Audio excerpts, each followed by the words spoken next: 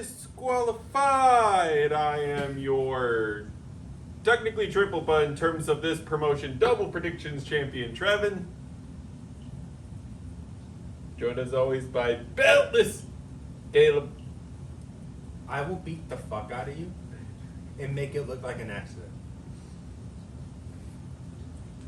And behind the camera, running away so he's not a witness, is our cameraman and producer, Zach. We don't mention the other company here. I'm getting it out of arms reaching him. Well, my arms ain't that long. This is still my job champion, you fucks. Well, that's his AEW on it, so. My magnum opus. And we are here to talk about Monday Night Raw in Chicago. In good old Chicago. Chicago. We debated on going to the show, and fuck, we should have gone to this show. Yeah. But money. Yeah, and then the next thing that's coming to Chicago that we wanted to see is happening during a weekend where we're going to be out of town. So, that sucks. We got Green Bay, though, coming up. You want to make the drive up to Green Bay? I don't care. It's a Friday. It's not much of a drive. We good. It's about the same to Chicago. We good. That's at Actually, the I end think it's of better than Chicago. This month. this month. We good. It's up to y'all. Up to y'all. But Yeah. we are here to talk about Raw. What the fuck is your? All right, explain the top one. Explain So- the top bullet point. So we open with Sammy coming in, exiting his car, leaving the door open because he's high-fiving people, and then he runs into Cody, who he has a match scheduled with at our main event, and they're talking, and Cody lets out a little bit of the... No, sorry, it's Sammy lets out a little bit of his hatred towards Cody, basically saying, like, what, you gonna say that finally things will be right at the end of the night, that you've golden boyed your way to another championship rematch? Enough. No, I just- that's just what Cody always says. Yeah, no. He actually lets Sammy finish, and he says, I actually came to just tell you good luck tonight. But since you said it, what you said is about to be 100% true. And then from out of nowhere, what? Gunther comes in, gets all up, takes out Cody, gets all up in Sammy's face and says, Cody's no longer your problem. I'm your problem. Looks at Cody getting up, kicks the car door into his skull. Okay, but where is he learning from the World Cup? I don't know. I'm just trying to be local. Local. The World Cup games are all on the fucking West Coast. We're in the Midwest. You got one part of it right. I'm trying to be recent, is what I meant. What? I'd be the only thing that actually lines up is that Cody got his ass beat just like the U.S. got their ass beat. Yeah. That was not a game we witnessed. That was a massacre. No, that's called Team USA was scared of the soccer ball. You play soccer. Kick the fucking ball. They were following the script. Unlike... It is the Trump curse, though. Yeah. Because he did say, Team USA is going to win. What happens? We lose 4-1. The script was scripted, just like everyone's worried about the script change because Cody, later in the show, gets medically disqualified. Hey. That motherfucker had his eyes crushed. He's got a concussion. You get a car door slammed on your head by a 6-foot whatever German man. My head was Austrian. slammed into a Austrian car man. door. The car door. You got a fat ass head. Cody don't. I have the smallest head out of us here. Yeah. That man has a fucking noggin on him. We don't speak to the Nintendo.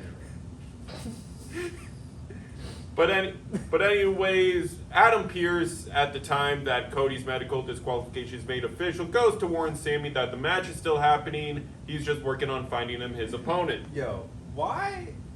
We don't cover SmackDown, so we didn't get to cover this.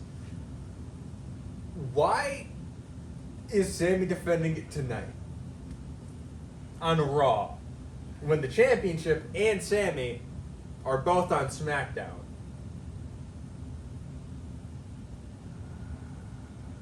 Chicago!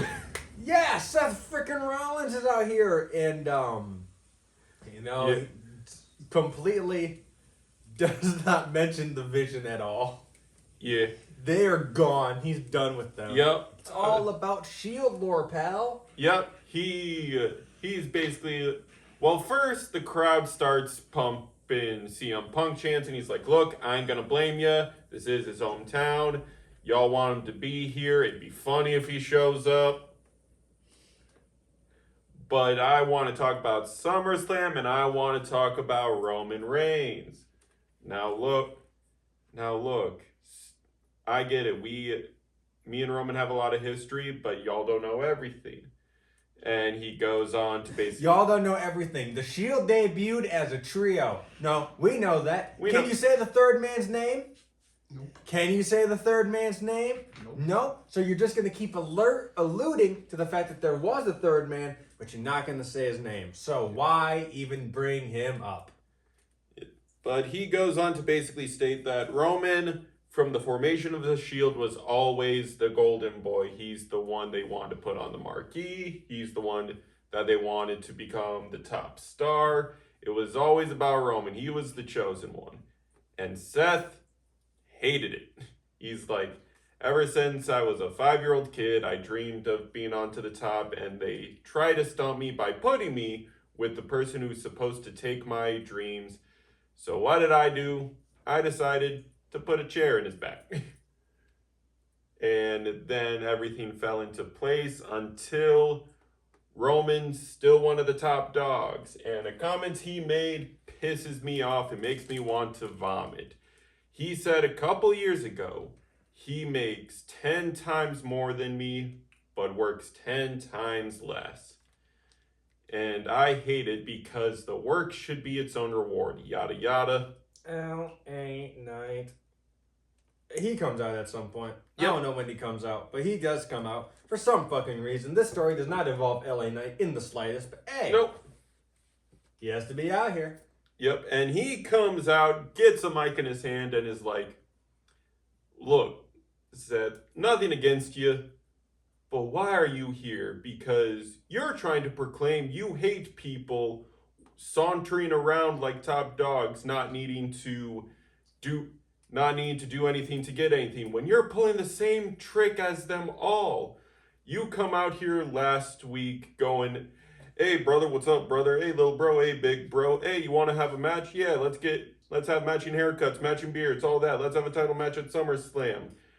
Didn't you used to have to win matches to get a title shot? Wasn't there a whole tournament for it that you got knocked out round one of? Hey, it's fine if you don't agree with me, because technically I got knocked out round 1, 2, but at least while WWE was on the up and up, who was everyone talking about? It wasn't you. It wasn't Roman. It was, everybody was saying LA Knight. Yes. And you know, it's crazy. The amount of Money in the Bank match wins that he has is the same amount of matches he has on SummerSlam. A big fat fucking zero. Yep. So that's why Seth is out here, you know, to promote his world title match, which you obviously know nothing about. But Seth comes to a mutual agreement where when he beats Roman and comes with that world champion and comes back with that world championship, all LA Knight has to do is say the word and he'll put his face in the dirt. Yep, and then of course, because Bloodline Vortex, Jimmy Uso super kicks LA Knight after Seth leaves the ring. Oh boy. It's sad that the internet is saying this is the most competent they have seen LA Knight in months. And that's saying something. Because I agree with them, but dadgum. I can't care. I can't care. When he came out and said, "Why are you even here?" He's promoting a match he has. What's the next scheduled match you have? Against Jimmy Uso next week for the third fucking time? In a row? You remember how you were back on that winning streak? Or you finally got your first win? And now you've lost already? And now you got to have the rubber match with Jimmy.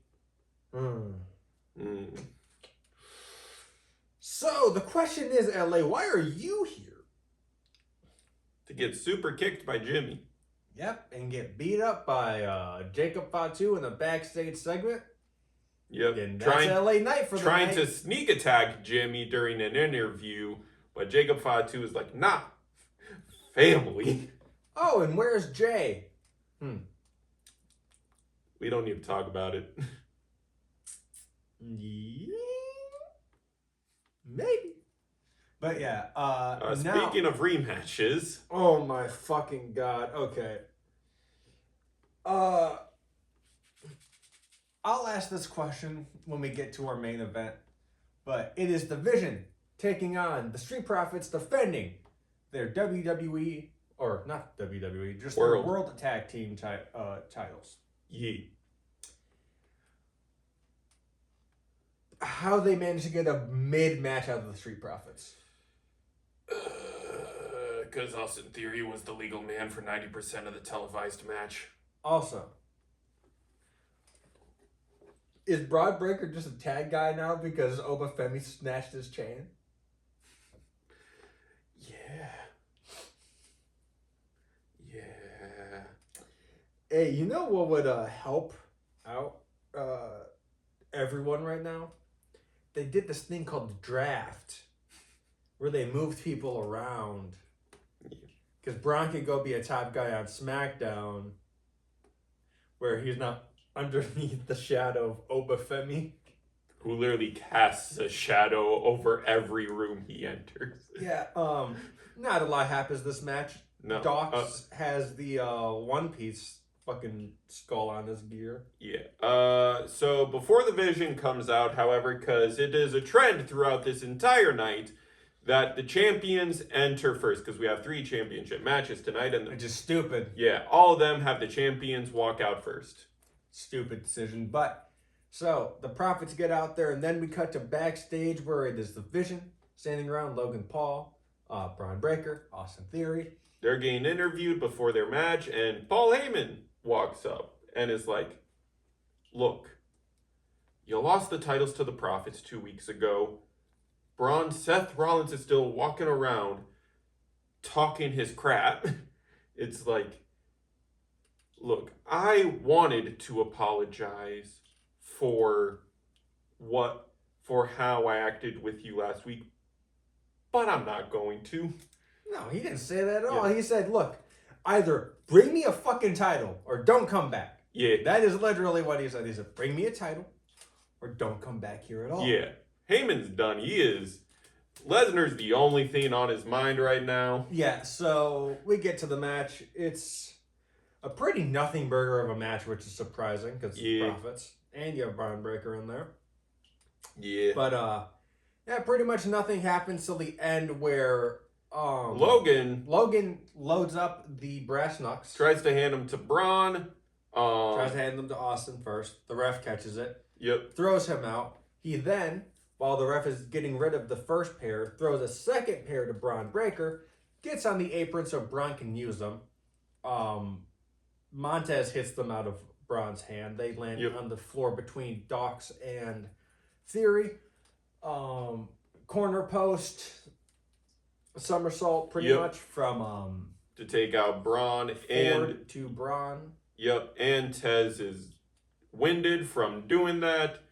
Dawkins is loaded up with the brass knucks while Logan's still distracting the ref. And low blow from a newly turned Maxine Dupri. Yeah. And the 1, 2, 3. Yeah. Yeah. And the Street Profits' last title reign comes to 14 days.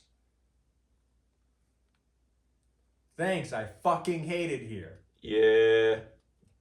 This sucks. But what was mondally hilarious was the Vision is heading out to their car to celebrate with the new Maxine Dupree, who is now on an on-screen relationship with Austin Theory. Yeah, which is so funny because they definitely mentioned her wedding months ago when she got married. Yeah. But now she's in an on-screen relationship with Austin Theory, doing very, very much discount live dom shit. I can already tell. And before they get to their car, they are reapproached by Paul Heyman, being like, good, this is a good first step. And I'm glad that someone is finally taking initiative in this group. And Austin Theory starts saying thank you, and he's like, I was talking about her. Yeah. Which, okay. Do we do semantics? Is Becky Lynch technically the first Paul Heyman girl, or is it Maxine?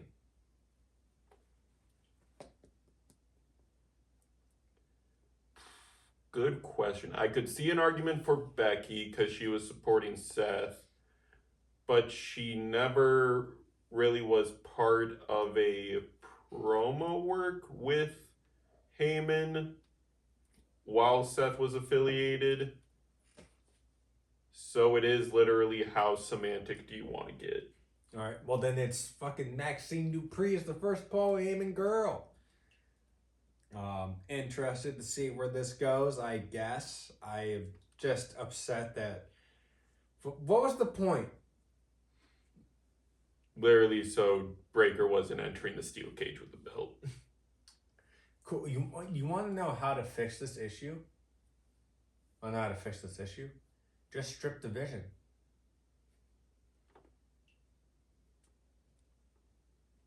Just strip division of their titles. That's how you do it. But sadly, there is a free bird precedent.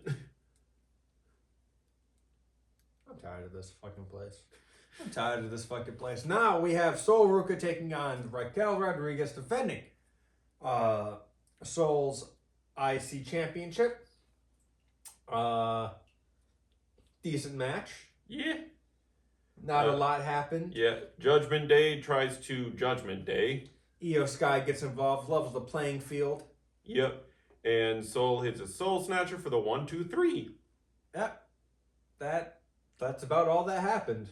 Literally, there's nothing of note in any of these matches until our main event, which we can talk about decently extensively, because stuff actually happened that match. Yeah. Now we have Paul Heyman coming out here to hype up the Hell in a Cell match. Of course, he says Brock Lesnar's going to beat Oba Femi. He's going to victimize Oba Femi. It's like a Hell in a Cell match. And Brock's undefeated in those. Yep, he's like, Brock literally defeated one of the inventors of Hell in a Cell.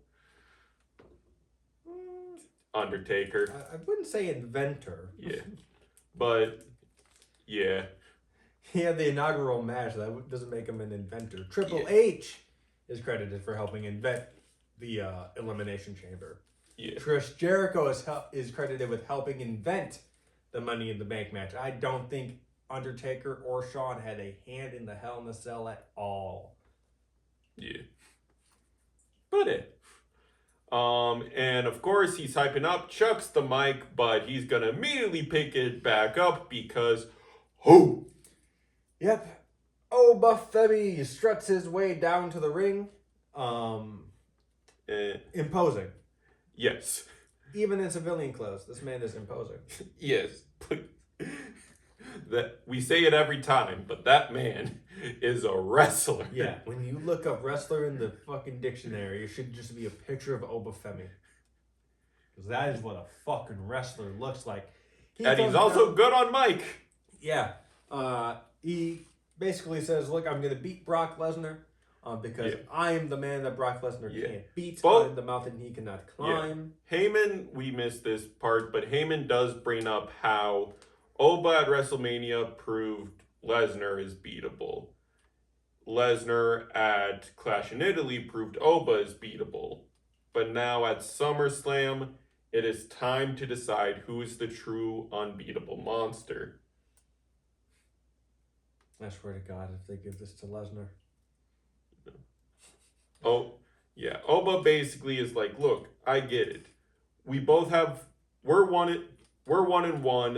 We both have wins on each other, but look, Lesnar's not here, so you don't have to save face. I know the only reason you're out here is because you're scared. You're scared for your client. I get it. Lesnar's a monster. He's proved he can kick my trash. But you're scared because you recognize that the finale is coming. That I've already beat him once, and I can do it again. And since he's going to be locked in a cage, in a cell with me, you're even more scared. Yeah, you're scared. Shit, I would beat you. If I was in your shoes and I was coming after you, yeah, I would be scared. Yeah, but he's just like, but all this has helped teach me one thing. Sometimes you gotta walk through hell to get to heaven. And I'll see your client in hell. Yeah, I could tell why Oba snatched his chain coach. What's Braun Breaker's best promo line? Is that it? Bruh. And barking, is that his best promo line? Because, dude, I cannot tell you a single memorable Braun Breaker line. But I can tell you, Oba Femi is the man you cannot beat, the mountain you cannot climb, the conqueror, the ruler, the king of the ring, The Destroyer. the destroyer. Yeah. Bruh. I can bark and I can run really fast. That's cool. Run into a brick wall. Bruh. It shocks me that like their one in-ring interaction so far basically was Oba chucking Braun out of the Royal Rumble after the Seth interference. He said, "Yep, time for me to take your spot." You know, bruh. fuck it. I did say this earlier. I said it with Trevin. How long till Maxine Dupree gets injured, or how long till Austin Theory now gets injured? Because there's a new member of the Vision. And whenever they Watch. add a new member, a previous one gets injured. Yes, watch. It is going to be the match where Bronson Reed returns, Theory gets injured. No. That means they're stuck. That means Braun Breaker and Bronson Reed are your tag champions again. The two single stars from the group are now back in the tag team because Austin Theory just has to get injured.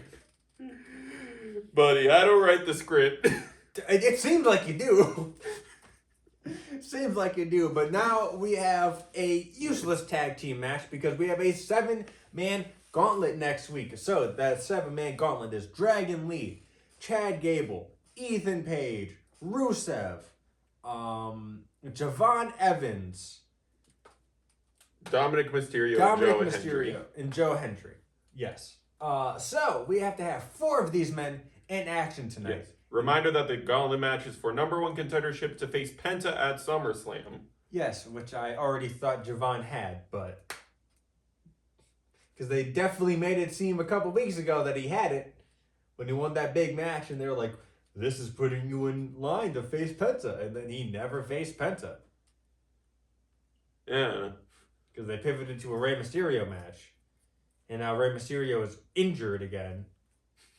So, also Vikingo's injured. Yeah. He's undergoing surgery, I believe, on his knee. Yeah. Which is, it's, if you look at how it aired, last week Tuesday, Was where the injury became apparent. he gets taken out Yes. on live TV, presumably, because they did not tape this week's NXT, or that week's NXT. Yeah. So he gets taken out because of an injury. But then you go to Friday, and he's having an instant classic with Ray Fenix. Yeah. So, like, your own timeline doesn't make sense. I get that it's taped. Do you think casual fans get that that's taped? And granted, casual fans aren't watching NXT, so it's not a Yeah. big issue. I was about to comment that. But it's like, dude, just think for a second. If you're going to write him out here, you shouldn't have scheduled him in the match last week on SmackDown that you taped. I think it's because the SmackDown match was where he got injured, presumably. And then they already advertised him versus EK on that Tuesday as well. Yeah, so they had to get out of it. Yeah. It's just the way they went about it was so stupid. Yeah. It's just like, okay, he's injured here, but now he's magically fine because he had the title match. But yeah, so Rusev, Ethan Page, Chad Gable, and Dragon Lee are all in this tag match. It is Rusev, Ethan Page taking on Chad Gable and Dragon Lee. What was it? We gotta keep on running. Chad Gable's shitty AI theme song. Gotta keep on running. And they tried to disparage. Hey, that's what US did in the World Cup. They just kept on running. Yeah. And Couldn't kick shit. they tried to disparage the name of CFOS with the Netflix subtitles. Yeah, this is Elite by CFOS. You get that shit out of here. This is Def Rebel. If it's not Def Rebel, it's fucking Grok. They're not even using a proper AI service. They're using the Twitter AI service. Yeah. So, This match happened. it happened. Rusev and Ethan Page pick up the win. I don't know how they were able to fit 2 commercial breaks in this match because I could not tell you a lick of what happened or how we got to those commercial break spots. There is literally a moment in the show where we cut back from commercial break. We have 3 minutes of a match. No, not even. We have 2 backstage segments. It's Paul Heyman and the Vision leaving. Yep. And it's the Judgment Day Clubhouse section. And then we go right back to commercial break. Someone captured Sol Ruka sitting in the corner watching the commercials on the Tron because they were playing them at the venue. Are you ready to go to SmackDown in Green Bay? And see, let's get ready to DoorDash! And they can't even show one of those anymore because 1, Austin Theory is now bald, and 2, Sheamus is no longer with the company. Yeah. So Sheamus has officially moved to the alumni section. well, he is still with the company for a couple months until his contract expires. And then, of course, with every WWE contract, they have a 90-day no-compete clause. Didn't they make those illegal? I believe ones that you had got grandfathered in. I'm not sure how that law works. But I do know that WWE people still do have non-compete clauses if they had them. I think that's how that works. I don't know. I'd have to look up the law, and I don't know how to look up laws. I don't know how to look up bills and shit. Yeah, but no. Kind of shocking, but not really, especially to make it so that very apparent that these 2 ain't winning that gauntlet. Rusev and Ethan pick up the win. Yeah, they start jumping Yep. Chad and Dragon Lee. Yep. Dragon's in the accolade to end the match. Rusev keeps on it. Chad Gable struggles to pick up Rusev when, motherfucker, you picked up Braun Strowman. Doing the Chaos Theory, which, may I remind you, is a deadlift, pretty much. A deadlift suplex, roll through it into a German. Yeah, but you can't pick up Rusev? But Ethan's got to hit his egoplex. Which and then Joe Hendry makes the fucking save, and that just made me hate this fucking thing more. Yeah. He probably gets beat up, which made me smile. Yeah. And now we cut to commercial. And now, it is time for our main event of the evening. So a little more build up. So the main event match is like half an hour away, and Adam Pearce is still calling people, like calling, leaving voicemails, texting. No one's responding to him. Nick Aldis, Who, remember, is on administrative leave. yes, who is actually here in the building tonight, For some reason. originally as an apology face-to-face with Gunther.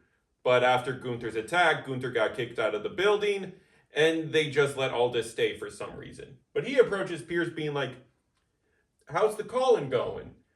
Pierce is pissed, going like, "It's going fine." Why are you asking? You're on leave. Go home. And he's like, "Oh, sorry. I just thought I'd let you know that as a fellow GM, I helped you out and got you a person for the match. You're welcome."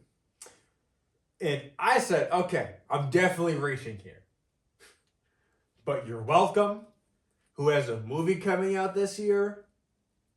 Who is known for singing "You're Welcome"? You were reaching. I was reaching. I thought. I Because, said, man, this could be the funniest shit ever. yeah, because we, as a reminder, are in the good old city of Chicago. And who is but a 20-minute drive away from the venue? Adam Pierce.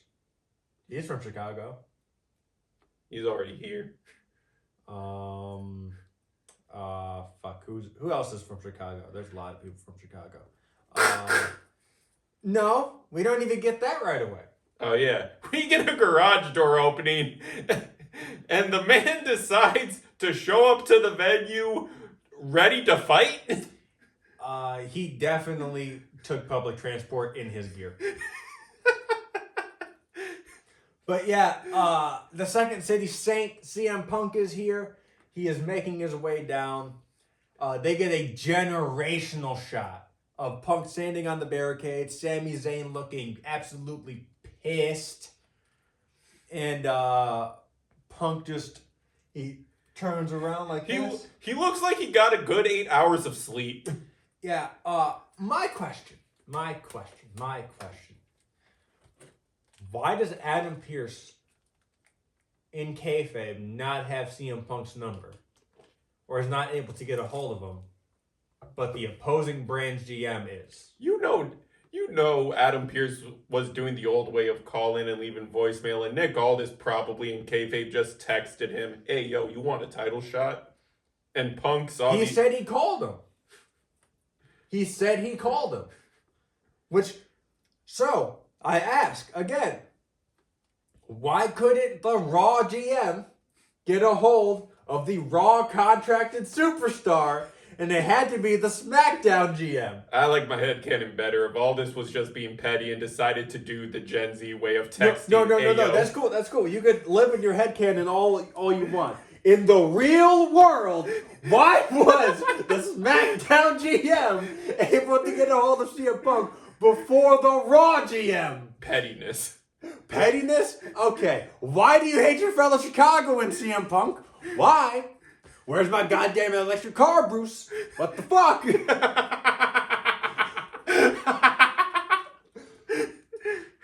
But yeah, it is Punk versus Sami Zayn for the undisputed WWE Championship, and dadgum, this was a fight.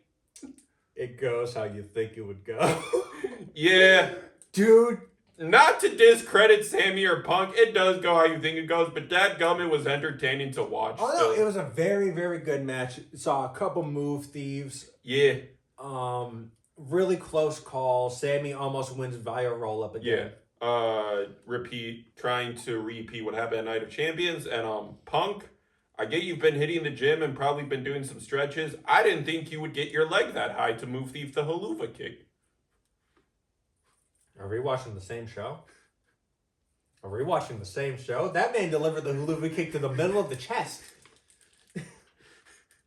Dude, he also did it so fucking early, the slap on the thigh. He did this going up.